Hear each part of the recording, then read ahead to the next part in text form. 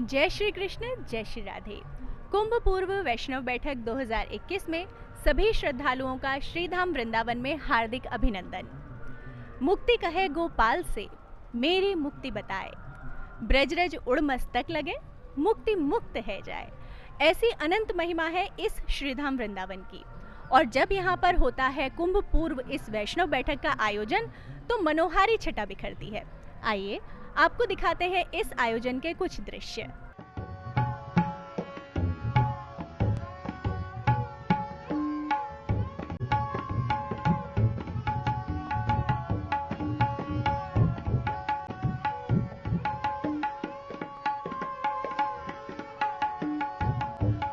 श्रीधाम वृंदावन में कुंभ पूर्व वैष्णव बैठक 2021 के इस आयोजन में देश विदेश के श्रद्धालुओं का आना अनवरत जारी है। लोग संतों के दर्शन, यमुना पूजन, अर्चन और वंदन कर पुण्य लाभ अर्जित कर रहे हैं।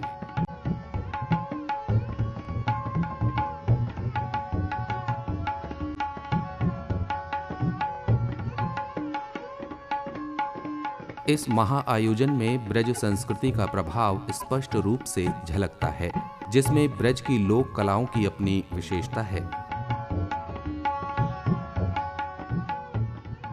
यूं तो ब्रज में बहुत सी कलाएं हैं, लेकिन एक कला है सांझी कला। यूं तो ये कला मुख्य रूप से पितृपक्ष में देखने को मिलती है, लेकिन जब कुंभ पूर्व वैष्णव बैठक में इस कला का प्रदर्शन हुआ तो मनोहारी दृश्य, अनोखी छटा यहाँ पर उपस्थित हुई। आइए आपको दिखाते हैं इस कलाकारी के कुछ महत्वपूर्ण दृश्य। सांझी कला एक ऐसी पारंपरिक ललित कला है जिसकी अपनी अलग विशेषताएं हैं। इसी कला से जुड़े गोपाल बताते हैं। सांझी कला की एक उत्कृष्ट कृति है। यह बहुत ही कठिन और श्रमसाध्य कार्य है। इसके निर्माण में करीब 7 से 8 घंटे का समय लगता है सूखी सांझी को बनाने के लिए, और कलाकार बेहद श्रम के साथ में इस सांझी का निर्माण करते हैं।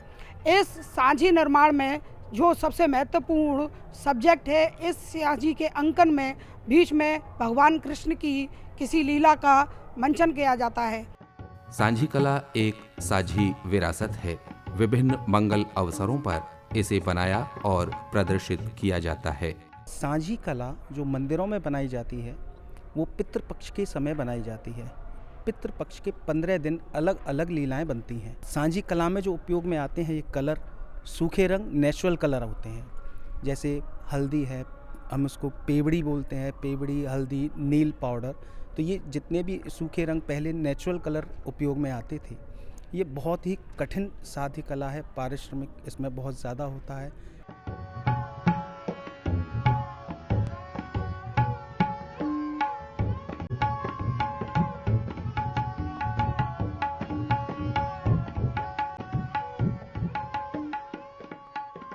ब्रजभूमि वसुंधरा सिर्फ आध्यात्मिक भूमि ही नहीं है। यहाँ पर पौराणिक काल के बहुत से अवशेष आपको देखने को मिल जाएंगे। बात करें मूर्ति कला की, या फिर बात करें कुछ ऐसे चिन्हों की जो अपने आप में समय के साक्षी होते हैं। ये सदैव रहते हैं, क्योंकि समय जब अपनी गति से चलता है तो वो अपने पदचिन्ह छोड़ता है, और ऐसे ही पदचिन्ह हमें मिलते हैं इन पुरातात्विक अवशेषों के रूप में। तो आइए जानते हैं ऐसे ही पुरातात्विक सिक्कों के महत्व के विषय में। श्रीधाम वृंदावन में आजादी से पूर्व स्थापित भारतीय रजवाड़ों द्वारा ढले सिक्कों का अपना एक अनूठा संग्रह है, जिन्हें वृंदावनी टकसाल में ढाला गया था। और अधिक जानकारी के साथ लक्ष्मी नारायण तिवारी। यहाँ पर ब्रज संस्कृति शोध संस्थान गोदा बिहार वृंदावन की ओर से एक प्रदर्शनी वृंदावनी संस्कृति पर आयोजित की गई है।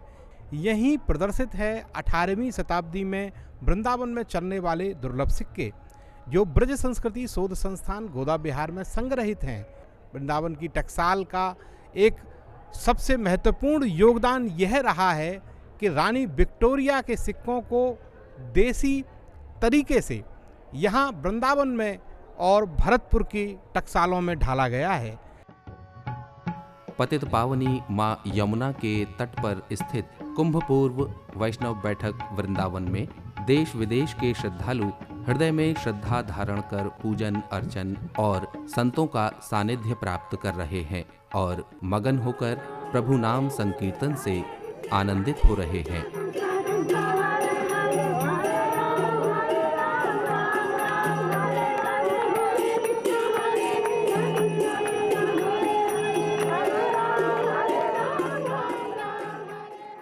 We are coming from the Radhe Kunj temple here in Vrindavan. We're very happy to be among so many sadhus and beautiful families all over from India for this beautiful mini Kumbh Mela. ऐसा लगता है कि यहाँ पे साक्षात भगवान स्वयं कृष्ण उतर कर आ गए हों और यहाँ की सुंदरता देख के बड़ा अभिभूत हुए हैं हम लोग। ऐसा मान्यता है कि कुंभ मेला में एक बार आकर स्नान करने के बाद मानव को मुक्ति मिलता है, इसलिए एक बार सभी आ जाइए, मेरा विनम्र निमंत्रण है, आ जाइए और अपना मुक्ति के द्वार भी कहते हैं इस वृंदावन धाम में कुंभ में स्नान करने के बाद, और बहुत आनंद है। बहुत हरे कृष्ण श्री राधे। इस महा आयोजन की सुरक्षा के लिए सुरक्षा बल भी चौकन्ने और सुरक्षा के लिए संकल्पित हैं।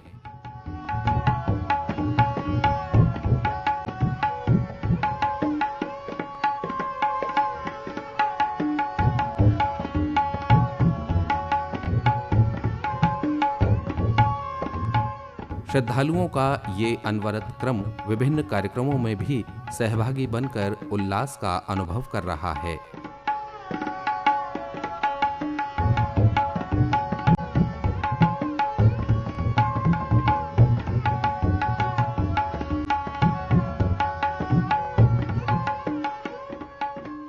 अनेक जन्मों के पुण्य प्रताप के बाद मानव योनि प्राप्त होती है।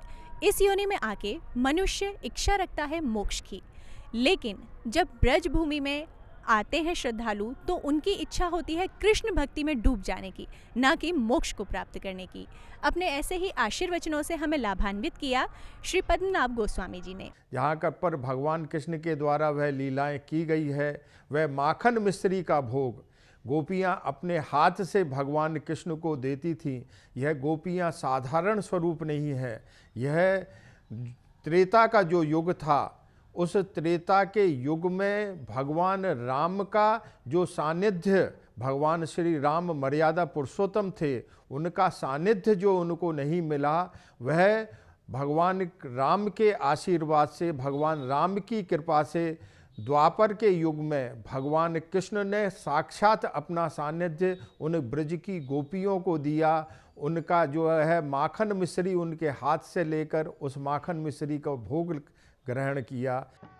भगवान श्री कृष्ण की प्रिया बांसुरी अपने मधुर स्वर से जड़ और चेतन को आकर्षित करती रही है।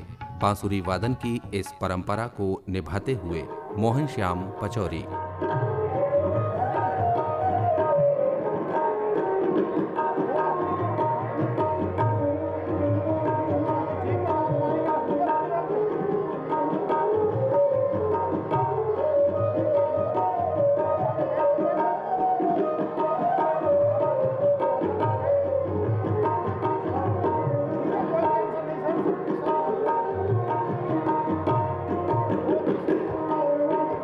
श्रीधाम वृंदावन में अभी आप देख रहे थे बहुत सारे मनोहारी दृश्य, लेकिन अब समय हो चला है माँ कालिंद्री, माँ यमुना की आरती का। आरती के दर्शन करके आइए, करते हैं अपने मन और विचारों को पावन।